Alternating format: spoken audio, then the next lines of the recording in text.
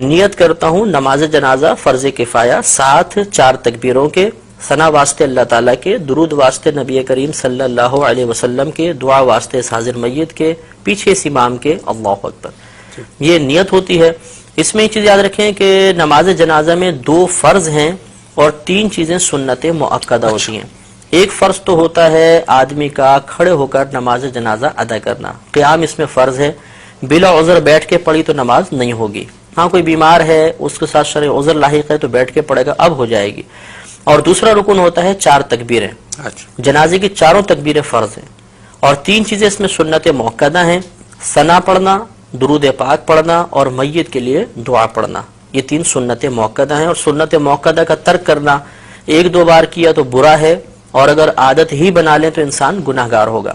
اس سے معلوم ہوا کہ اگر ہم جنازے کے کم از کم 2 فرض پورے کر لیں گے تو نماز جنازہ ادا ہو جائے گی، اور اگر ہم یہ 3 سنتیں بھی پوری کریں گے تو کامل طریقے سے ادا ہوگی۔ اس سے نتیجہ نکل آیا کہ اگر کسی شخص کو جنازے میں کچھ بھی پڑھنا نہیں آتا، نہ ثنا آتی ہے، نہ درود پاک آتا ہے، نہ جنازے کی دعا آتی ہے، اور وہ امام کے پیچھے تکبیر بلند آواز سے لگا لے جیسے میں طریقہ کرتا ہوں، اور وہ بس خاموش بھی کھڑا رہے گا تو جنازہ بہرحال ادا ہو جائے گا اس کا۔ ہاں یہ ہے کہ سنت کے ترک کا اگر جان بوجھ کے کیا تو گناہگار ہوگا اور ثواب میں کمی آ جائے گی۔ اب اس کا طریقہ یہ ہوتا ہے کہ مستحب یہ ہے کہ امام صاحب نماز شروع ہونے سے پہلے سب کی طرف متوجہ ہو کے ان کو نیت کا طریقہ بتا دیں، یہ افضل ہے۔ اس کے بعد امام صاحب تکبیر لگائیں گے، ہم نیت کر کے تیار ہوں گے، اللہ اکبر کہہ کر ہاتھ کو باندھیں گے۔ یہ مسئلہ یاد رکھنا بہت ضروری ہے کہ جہاں شریعت نے فرمایا کہ کہو یا پڑھو، اس کا مطلب یہ ہوتا ہے کہ اتنی آواز سے کہو یا اتنی آواز سے پڑھو کہ تمہارے اپنے کان تمہاری آواز کو سن لیں۔ اس لیے اب ہمیں تکبیر لگانی ہے، اور جیسے پہلے بتایا کہ 4 تکبیریں فرض ہیں، تو اس میں اتنی آواز بلند رکھنا بھی فرض ہوگا کہ اپنے کان اپنی آواز کو سن لیں۔ چنانچہ بعض لوگوں کو یہ دیکھا ہے کہ ہونٹ بند ہوتے ہیں، بس یوں۔ اب ان سے اگر پوچھا جائے کہ آپ نے زبان سے تو کچھ بھی نہیں کہا، تو کہتے ہیں ہم نے دل میں تکبیر کہی ہے۔ تو دل میں تکبیر کہنے سے تکبیر کا فرض ادا نہیں ہوگا، اس لیے امام صاحب تو بہت بلند آواز سے پڑھیں گے جہر کے ساتھ، ہمیں کم از کم اتنی آواز سے اللہ اکبر پیچھے کہنا ہے 4 تکبیروں میں کہ اپنے کان سن لیں، ورنہ فرض ادا نہیں ہوگا، اور فرض ادا نہیں ہوا تو یہ نماز بھی ادا نہیں ہوگی۔ اب اللہ اکبر کہتے ہوئے ہاتھ باندھیں گے، ہاتھ بالکل وہی نماز کی مثل باندھ کر سب سے پہلے ثنا پڑھیں گے۔ نماز فرض کی ثنا میں اور نماز جنازہ کی ثنا میں تھوڑا سا فرق ہوتا ہے۔